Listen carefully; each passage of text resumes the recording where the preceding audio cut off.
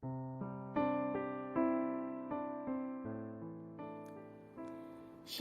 selamat pagi. Renungan pagi Sabda Bina Umat Rabu 20 April 2022. Firman Tuhan pagi ini terambil dari Yohanes 14 ayat 1 sampai 14. Demikian firman Tuhan. Rumah Bapa. Janganlah gelisah hatimu, percayalah kepada Allah, percayalah juga kepadaku. Di rumah Bapa-Ku banyak tempat tinggal. Jika tidak demikian, tentu aku mengatakannya kepadamu. Sebab aku pergi ke situ untuk menyediakan tempat bagimu. Dan apabila aku telah pergi ke situ dan telah menyediakan tempat bagimu, aku akan datang kembali dan membawa kamu ke tempatku, supaya di tempat di mana aku berada, kamu pun berada. Dan kemana aku pergi, kamu tahu jalan ke situ. Kata Thomas kepadanya, Tuhan, kami tidak tahu kemana engkau pergi. Jadi bagaimana kami tahu jalan ke situ? Kata Yesus kepadanya, Akulah jalan dan kebenaran dan hidup. Tidak ada seorang pun yang datang kepada Bapa kalau tidak melalui aku. Sekiranya kamu mengenal aku, pasti kamu juga mengenal Bapa-Ku. Sekarang ini kamu mengenal Dia dan kamu telah melihat Dia. Kata Filipus kepadanya, Tuhan, tunjukkanlah Bapa itu kepada kami. Itu sudah cukup bagi kami. Kata Yesus kepadanya, telah sekian lama aku bersama-sama kamu, Filipus, namun engkau tidak mengenal aku. Barang siapa telah melihat aku, ia telah melihat Bapa. Bagaimana engkau berkata, tunjukkanlah Bapa itu kepada kami. Tidak percayakah engkau bahwa aku di dalam Bapa dan Bapa di dalam aku? Apa yang aku katakan kepadamu, tidak aku katakan dari diriku sendiri, tetapi Bapa yang diam di dalam aku, Dialah yang melakukan pekerjaannya. Percayalah kepadaku bahwa aku di dalam Bapa dan Bapa di dalam aku. Atau setidak-tidaknya, percayalah karena pekerjaan-pekerjaan itu sendiri. Aku berkata kepadamu, sesungguhnya barang siapa percaya kepadaku, ia akan melakukan juga pekerjaan-pekerjaan yang aku lakukan. Bahkan pekerjaan-pekerjaan yang lebih besar daripada itu.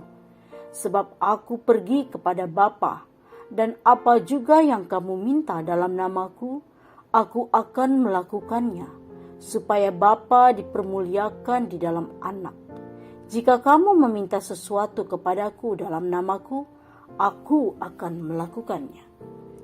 Demikianlah firman Tuhan. Renungan pagi ini bertema, tetaplah bekerja. Pekerjaan yang kita lakukan dengan mengandalkan kekuatan atau kepintaran diri mungkin akan berhasil. Tetapi tidak seberhasil jika pekerjaan yang sama dilakukan dengan mengandalkan iman percaya kepada Tuhan Yesus.